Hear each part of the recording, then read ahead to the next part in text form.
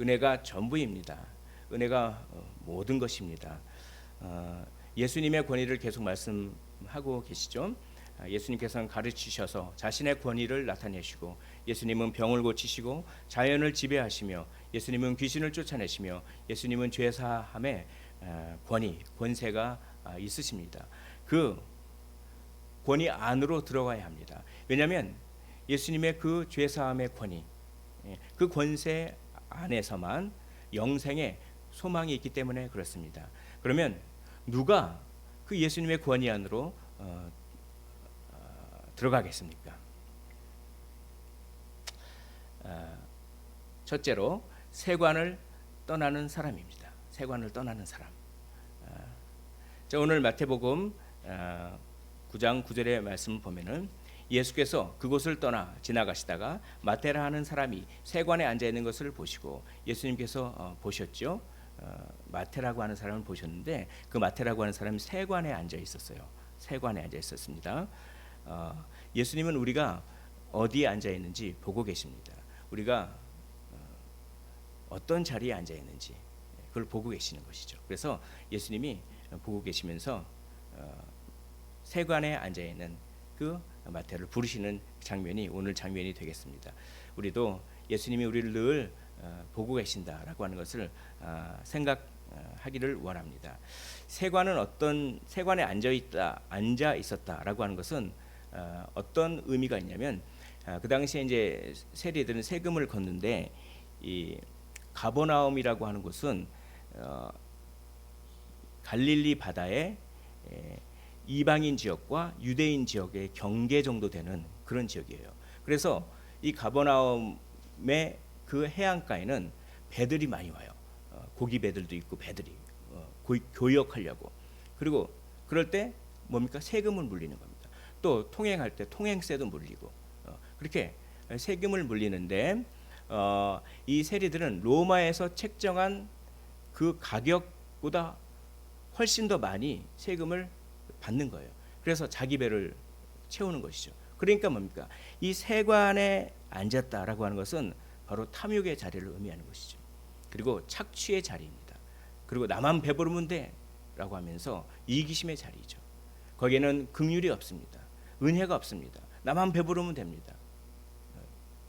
그래서 막 이렇게 세금을 갖다가 필요 이상으로 과하게 착취하는, 바로 그것이 세관에 앉았다라고 하는 뜻이죠. 한마디로 말해서 세속주의인 것입니다. 사랑하는 여러분, 우리가 예수님을 믿었어도 세속주의의 자리에 계속 앉아 있다면 어떻게 되겠습니까? 세속주의의 자리에서 일어나야 되는 것이죠. 세관에서 떠나야 되는 것입니다. 긍휼이 없는 곳, 은혜가 없는 곳, 착취의 자리, 탐욕의 자리에서 벗어나는 사람, 떠나는 사람만이 예수님의 죄사함의 권위 안에 거할 수 있다. 이렇게 오늘 본문이 이야기를 하고 있는 것입니다. 복 있는 사람은 악인들의 꾀를 따르지 아니하며 죄인들의 길에 서지 아니하며 오만한 자들의 자리에 앉지 아니하고라고 합니다. 우리 시편 기자는 누가 복 있는 사람인가? 바로 자기가 앉아 있는 자리를 분별할 수 있는 사람이 바로 복 있는 사람이죠. 지금 우리가 앉아 있는 자리가 이게 복된 자리인가? 우리가 지금 앉아 있는 자리가 죄악된 자리인가? 그걸 분별해서 죄악된 자리라면 떠나는 그런 사람이 바로 복 있는 사람이라고 시편 기자는 얘기합니다. 이르시되 나를 따르라 하시니 일어나 따르니라. 이 즉각 순종하는 그런 모습을 보고 있죠. 마태는 예수님의 부르심에 즉각 순종했습니다. 순종하기가 쉽지 않았겠죠. 세리들은 손가락질을 당했어요. 왜냐하면은 로마에 빌붙어 가지고 그렇게 그래서 로마의 앞잡이다 그러면서, 그리고 세금도 많이 뜯으니까 막 이렇게 손가락질 당했습니다. 그런데 손가락질은 당했을지언정 엄청 부자였어요. 엄청 잘 먹고 잘 살았죠. 그런데 세관에 앉아 있는 예수님이 그 자리를 떠나라라고 했을 때 즉각 순종하기가 쉽지 않은 것이죠. 그런데 마태는 그 세관에 앉아 있는 자리를 떠났습니다. 즉각 순종했습니다. 지금 내가 앉아 있는 자리는 어디입니까? 나는 자리에서 일어나라 라고 하는 이 주님의 음성에 즉각 순종합니까? 아니면 여전히 세관에 앉아 있습니까? 세관에 앉아 있으면 예수님의 죄 사함의 권위 속으로 들어갈 수가 없어요. 당장은 배부를 수 있지만 영생을 얻지 못한다는 것입니다.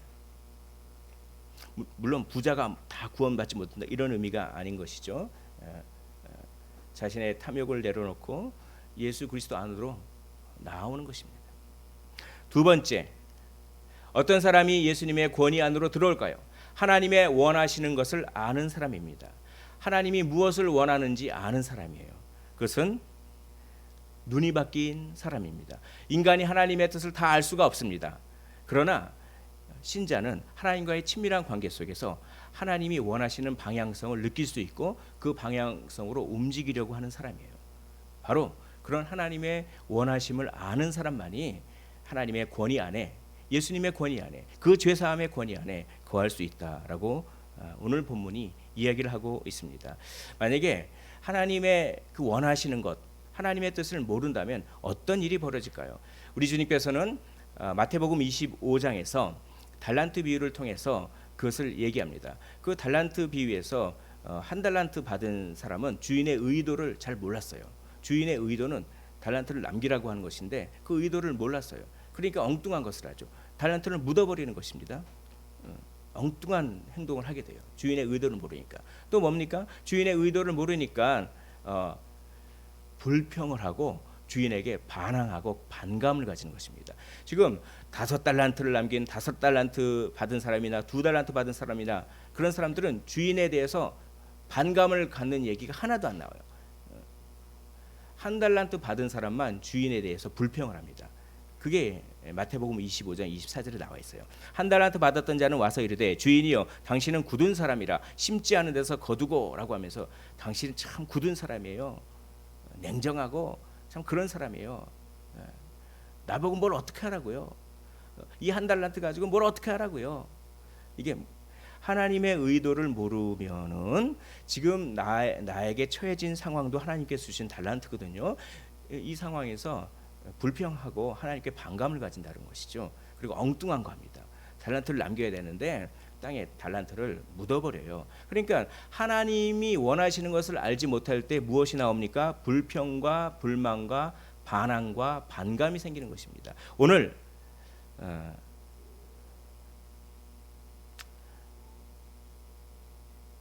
바리새인들도 그랬습니다.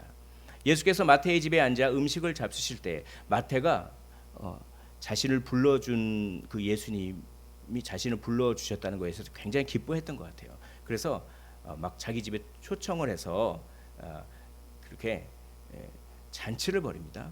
잠치를 벌여요. 근데 그때 바리새인들이 와서 그걸 보는 거예요.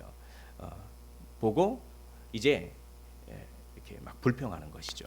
그런데 여기 보면은 많은 세리와 죄인들이 와서라고 하면서 세리와 죄인들이라고 하는 세리를 죄인 취급하는 그런 말을 씁니다. 세리와 죄인들, 이런 사람들은 어떤 사람이냐면 바로 바리새인들의 눈에는 자신들이 이해한 율법 바깥에 있는 존재들을 얘기하는 거예요. 자신들이 정해놓은 율법, 자신들이 정해놓은 이게 하나님 뜻이라고 자신들이 정해놓은 그 틀 바깥에 있는 사람들을 다 죄인들이라고 한 거예요. 그러면서 이제 하나님의 의도를 모르니까 막 불평하고 하나님께 반감을 가지고 그런 것이죠. 그래서 11절에 보면 바리새인들이 보고, 그러니까 눈이, 예수님은 누구를 봤습니까? 마태를 보고라고 하면서 이 예수님께서는 마태를 보고 마태를 부르세요. 긍휼이 있으셔가지고. 그런데 똑같이 바리새인들이 보고 뭡니까? 반감을 갖고 불평하는 것이죠. 눈이 다릅니다. 그래서 어찌하여 너희 선생은 세리와 죄인들과 함께 잡수시느냐 이렇게 반감을 갖죠. 근데 반감을 가진 것이 바리새인들뿐만이 아닙니다. 14절에 보면 세례 요한의 제자들도 예수님께 대해서 반감을 가졌어요. 그게 뭡니까? 바리새인들은, 그리고 우리도 금식을 하는데 어찌 당신의 제자들은 금식하지 않고 잔치를 벌입니까?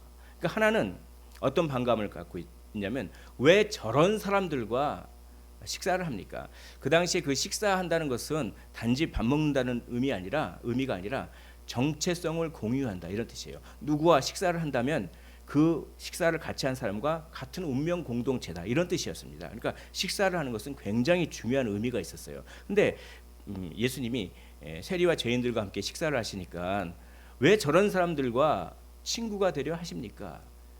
또 세례 요한의 제자들은 어떤 반감이 있었습니까? 왜 금식을 안 합니까? 그러니까 한쪽은 왜 저런 사람들과 또 한쪽은 왜 금식을 안 합니까? 이렇게 이게 다 뭡니까? 이게 다 자기 자신의 어떤 틀에 예수님이 맞지 않았기 때문에 그렇게 하는 것이죠. 그런 세례 요한의 질문에 대해서 15절에 보니까 예수께서 그들에게 이르시되 혼인집 손님들이 신랑과 함께 있을 동안에는 슬퍼할 수 있느냐? 지금 뭡니까? 지금 예수님의 제자들이 누구와 함께 있다고요? 신랑과 함께 있는 걸로 예수님은 말씀하십니다. 뭐냐면 지금 혼인 잔치가 벌어지고 있는데 왜 금식을 하느냐 이런 뜻이죠. 그러나 신랑을 빼앗길 날이 이르리니 이게 무슨 말입니까? 예수님이 죽을 때가 온다는 것입니다. 예수님이 십자가 질 때가 온다는 것입니다. 그때는 금식할 것이니라. 자, 이 말씀은 뭐냐면 이 말씀은 여기에는 깊은 뜻은 뭐냐면 이겁니다. 예수님의 사역의 본질은 금식이 아니라는 거예요. 예수님의 사역의 본질은 잔치예요, 잔치. 잔치를 회복하는 겁니다. 그걸 얘기하는 거예요. 너희들은 지금 금식을 해야 하나님을 만날 수 있다고 생각하지만 물론 그것도 맞는 부분이 있습니다. 일정 부분. 그러나 정말 예수님의 사역은 그런 것이 아니라 안식, 선악과를 따먹음으로 말미암아 그렇게 깨져버렸던 안식과 천국 잔치를 회복하는 것이 예수님의 사역의 본질이다. 이렇게 이야기를 하고 계신 것이죠. 그래서 예수님께서 제일 먼저 베푼 기적이 무엇입니까?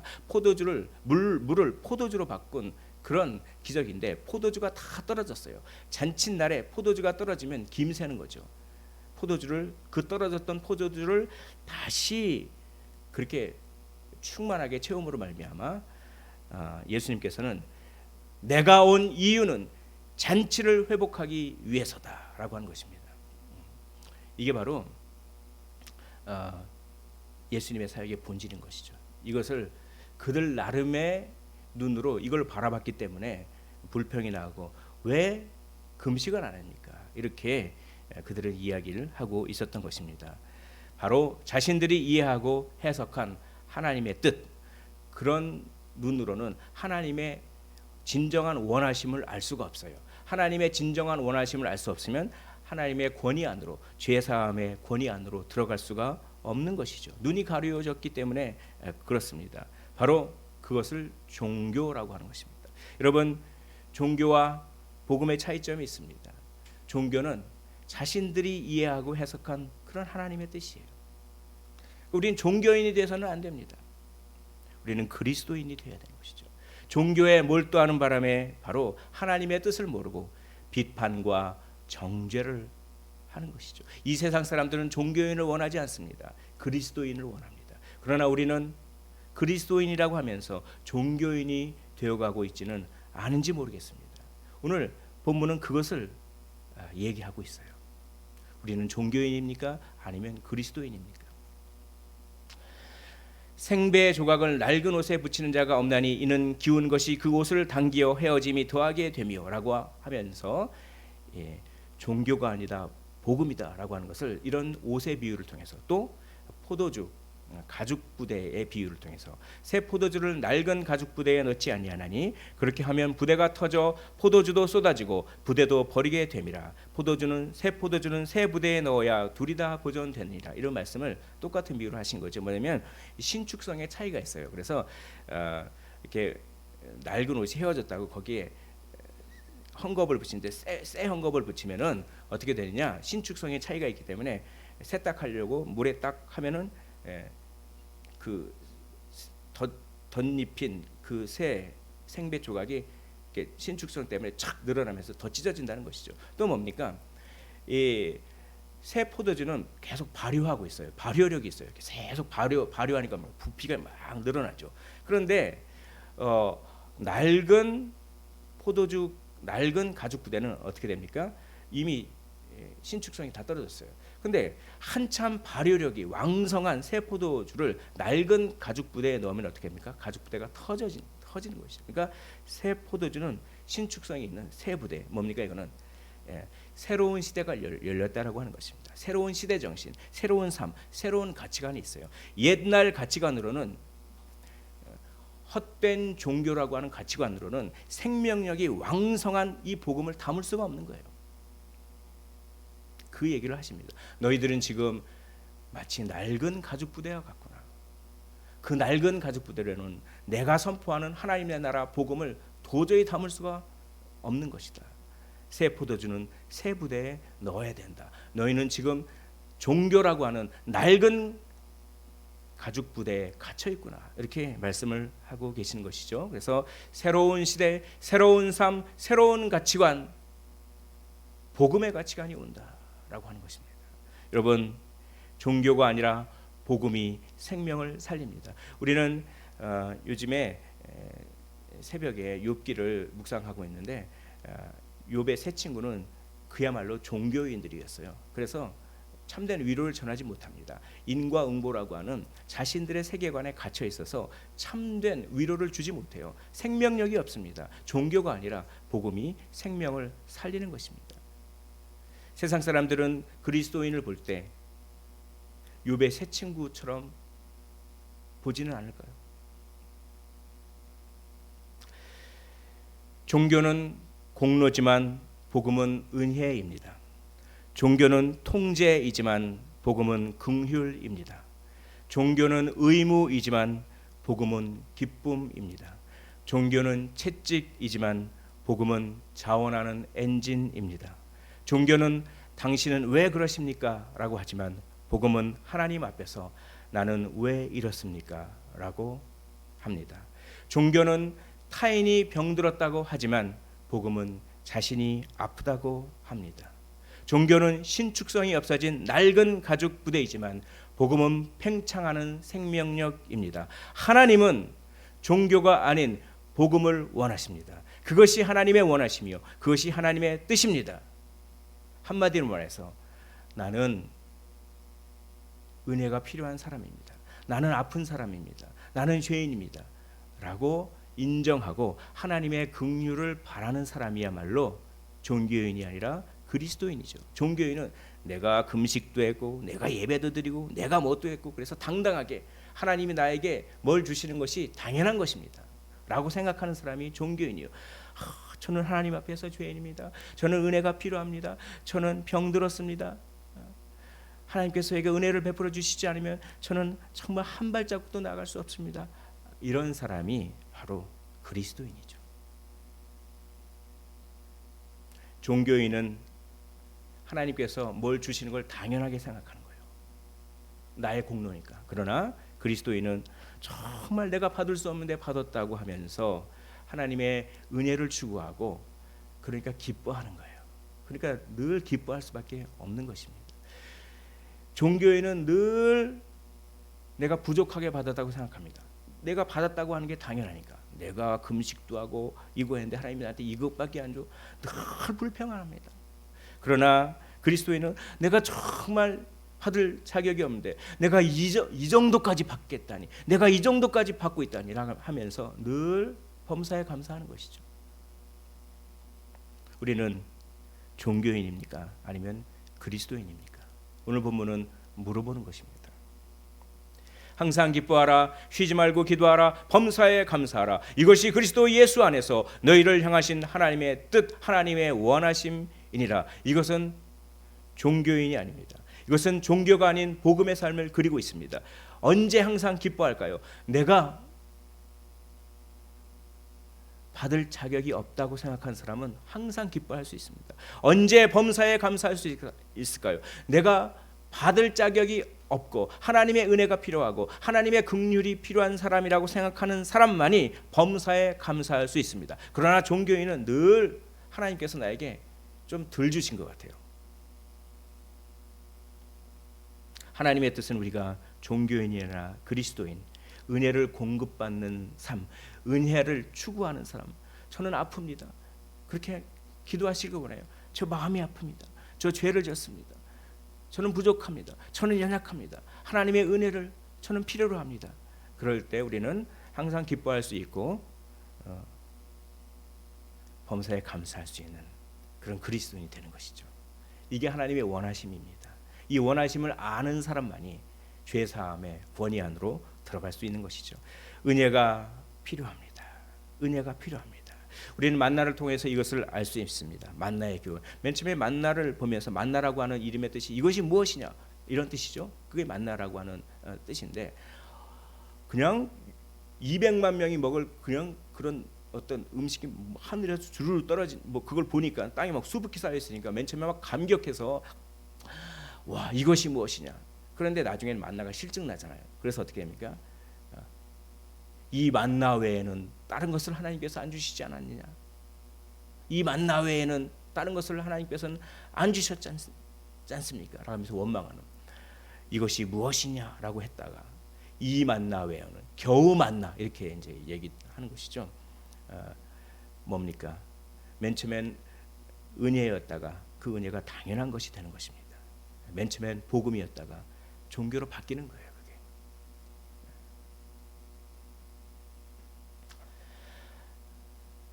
우리 예수님은 자신을 의사라고 하면서 병든 자에게라야 쓸데있느니라라고 합니다. 우리가 종교인이 되는 순간 예수님은 우리에게 쓸모가 없게 되시는 것이죠. 예수님을 쓸모없게 만드는 겁니다. 우리가 그리스도인일 때 예수님은 정말 우리에게 의미가 있게 되시는 것이죠. 우리를 고치시고 우리의 상처를 치유하시고 우리의 아픔을 치유하시고 우리의 죄를 용서하시고 우리를 거룩하게 하시고 우리에게 새 힘을 주시고 하는 것입니다. 오로지 그리스도인에게만. 그래서 13절을 보니까 너희는 가라 내쫓아버리는 거예요. 좀 다시 배워와라. 바리새인들 너네가 성경을 많이 한다고 생각하지. 너희는 가라 내쫓아버리는 겁니다. 마치 귀신을 내쫓아버리듯이 귀신 보고 가라 하듯이 예수님께서 가라 내쫓아버리는 거예요. 내쫓으십시오. 종교인이 되려고 하는 마음을 내쫓으십시오. 내가 겨우 이것밖에 안 받았어라고 하는 마음을 내쫓으십시오. 그리고 가서 좀 더 배워와라. 호세아 6장 6절을 인용하십니다. 내가 긍휼을 원하고 제사를 원하지 아니하노라 하신 뜻이 무엇인지 배우라. 나는 의인을 부르러 온 것이 아니요 죄인을 부르러 왔노라 하시니라. 오늘 나는 의인을 부르러 온 것이 아니요 죄인을 부르러 왔노라. 이것은 마가복음에도 있고 누가복음에도 있습니다. 그런데 마태복음에만 있는 말씀이 있어요. 뭐냐면 내가 긍휼을 원하고 제사를 원하지 아니하노라 하신 뜻이 무엇인지 배워라. 요 구절은 마태복음에만 있어요. 그러니까 요 구절을 통해서 마태가 특별히 강조하고 싶은 것이 있었습니다.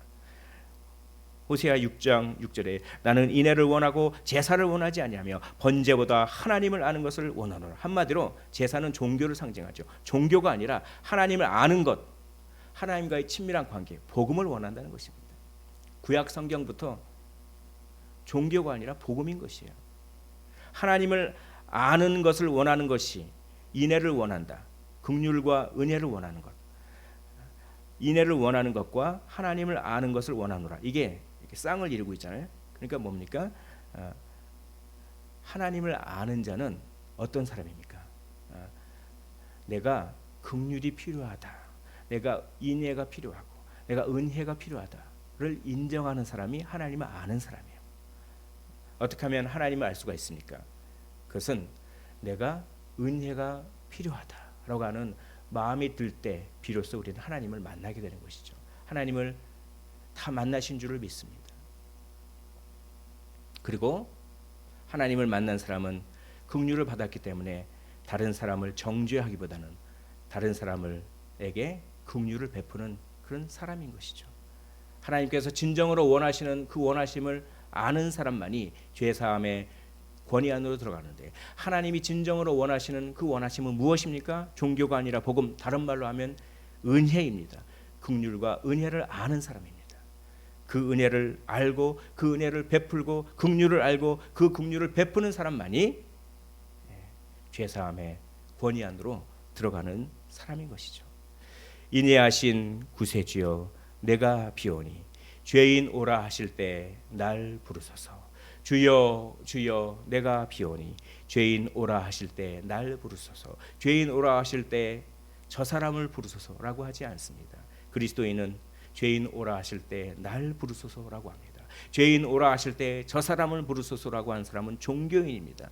그 사람은 그렇게 비판과 정죄, 왜 저 사람은 내가 세운 기준에 부합하지 못하는가, 그것만 생각하니까.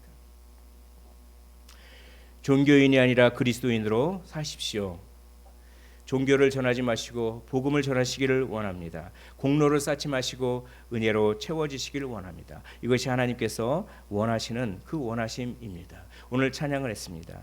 내가 누려왔던 모든 것들이, 내가 지나왔던 모든 시간이, 내가 걸어왔던 모든 순간이 당연한 것 아니라 은혜였어.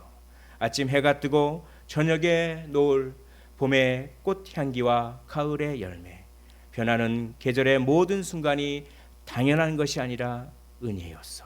모든 것이 은혜입니다. 당연한 건 하나도 없었습니다. 만나를 당연하게 생각하는 순간 겨우 만나 해버리지 않습니까? 십자가는 당연한 것이 아닙니다. 십자가의 은혜를 다시 한번 회복하셨으면 좋겠습니다. 종교인은 은혜를 당연한 것으로 여깁니다. 그러나 그리스도인은 당연한 건 하나도 없고, 하나님께서 주시지 않으면 내가 살 수 없습니다. 하나님께서 오늘 내게 일용할 양식을 주시지 않으면 내가 살 수 없습니다. 저는 은혜가 필요한 사람입니다. 저는 긍휼이 필요한 사람입니다. 라고 하는 것이 바로 그리스도인인 것입니다. 그런 사람이 죄사함의 권위 안으로 들어갈 수 있다고 오늘 마태를 부르시는 장면을 통해서 우리에게 이야기하는 것입니다. 그리고 17절을 다시 한번 보겠습니다. 이 17절이 엄청나게 은혜로운 말씀이며 동시에 너무나 무서운 말씀입니다. 우리 17절을 화면을 보면서 한 목소리를 한번 읽어보도록 하겠습니다. 시작. 새 포도주를 낡은 가죽 부대에 넣지 아니하나니 그렇게 하면 부대가 터져 포도주도 쏟아지고 부대도 버리게 됨이라. 새 포도주는 새 부대에 넣어야 둘이 다 보존되니라. 이 말씀 속에 하나님은 엄청난 것을 예수님은 숨겨두셨습니다. 첫째, 은혜를 숨겨두셨습니다. 포도주도 쏟아지고, 뭡니까? 우리를 종교인에서 그리스도인 되게 하시기 위하여, 우리를 세속인에서, 세속주의에서 그리스도인이 되기 위해서 예수님께서는 쏟아지신 거예요. 포도주가 쏟아지듯이 자기의 피를 다 쏟아지신 것입니다. 나는 앞으로 그런 일을 하겠다라고 말씀하시는 것입니다. 나는 너희들을 종교인이 아닌, 너희들을 세속인이 아닌 너희들을 그리스도인으로 만들기 위해서 포도주가 쏟아지듯이 나의 온 물과 피가 쏟아지겠다, 이런 말씀입니다. 난 앞으로 그런 사역을 하겠다라고 암시되어 있습니다. 그것이 은혜입니다. 그러나 여기에는 엄청난 심판이 들어 있습니다. 부대가 터져. 만일 여전히 너희들이 낡은 부대로 있다면, 여전히 너희들이 세속주의에서 세관에 앉아서 그냥 돈만 바라보며 그냥 착취하며 그냥 이기적이라면, 그리고 너희들이 정말 세속인은 아닐지언정 종교인으로만 머물러서 그냥 자기 틀을 가지고 그냥 남을 정죄하고 그렇게 낡은 가죽 부대로 남아있다면 너희들은 터져버릴 것이다, 그런 얘기예요. 여기서는 은혜와 심판이 담겨 있습니다. 여러분, 예수 그리스도께서 쏟아지심으로 말미암아 우리는 쏟아지지 않아도 됩니다. 그러나 여전히 세속인으로 혹은 종교인으로 머물러 있다면 낡은 부대가 복음의 생명력과 팽창력을 못 이겨서 빵 터져버리듯이 터져버리는 것이에요.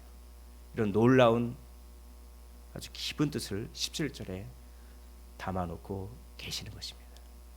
우리는 낡은 가죽 부대입니까? 아니면 새 가죽 부대입니까? 쏟아지시고 터뜨리시는 예수님, 그 예수님을 생각하시길 원합니다. 누가 죄 사함의 권위 안으로 들어올 수 있습니까?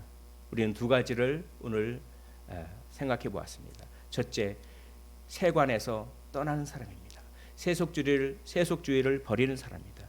둘째, 헛된 종교를 버리는 사람입니다. 세속주의를 버리고 세관의 자리에 일어나서 헛된 종교를 버리는 사람, 그리고 복음과 은혜를 구하는 사람, 저는 복음이 필요합니다 라고 하는 사람이 죄사함의 권위 안으로 들어올 수 있고 예수님의 쏟아짐의 은혜를 경험할 수가 있습니다. 바로 정죄 대신 긍휼을 베푸는 사람이죠. 그러나 그렇지 않고 세속주의에 머무르거나 아니면 종교인에 머무르는 사람은 예수님의 쏟아지시는 은혜가 아니라 터뜨리시는 심판을 경험하게 될 것입니다.